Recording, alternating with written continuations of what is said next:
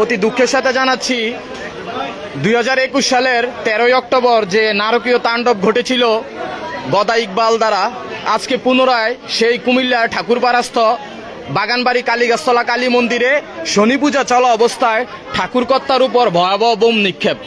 একটু অবস্থাটার যদি বিবরণ দিতে যাই, সেই ক্ষেত্রে আসলে বলার কোনো ভাষা রাখি না। আমরা হিন্দুদের অবস্থা বর্তমান তা আসলে বলারও এখানে আর কোনো ভাষা নাই। একটু দেখেন, পূজা চলতেছে আর এই দেখেন বোমার অবস্থা দেখেন, এই দেখেন রক্ত কিভাবে ছড়িয়ে ছিটিয়ে আছে, এই দেখেন প্রসাদের অবস্থা, এই হলো অবস্থা। এই দেখেন সম্পূর্ণ গাছ এবং এই যে গাছের সারি এবং এই দেখেন গাছপালাগুলো সকল কিছু পুড়িয়ে তছনছ করে দিয়েছে।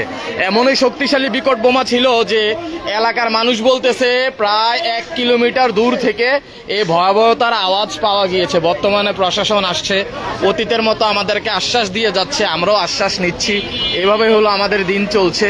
এ হলো বর্তমান অবস্থা আমাদের কুমিল্লার ঠাকুরপাড়া বাগানবাড়ি কালীগাছতলার অবস্থা। 2021 সালেও এখানে আক্রান্ত হয়েছে, এবার পুনরায় আবার এই সময় আক্রান্ত হলো।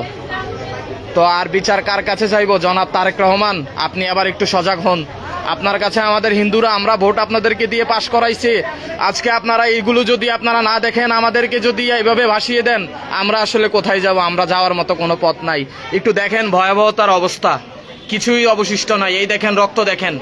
ঠাকুরকর্তা যখন পূজা চলতেছে, পূজা চলা অবস্থায় এভাবে পূজা চলা অবস্থায় বোম নিক্ষেপ করে। এই দেখেন মন্দিরের যে পরিহিত যে মায়ের যে শাড়িগুলো সব পুড়ে গেছে, গাছপালা এগুলো সকল কিছু পুড়ে গেছে। এই কিছুক্ষণ প্রায় 15 থেকে 20 মিনিট আগে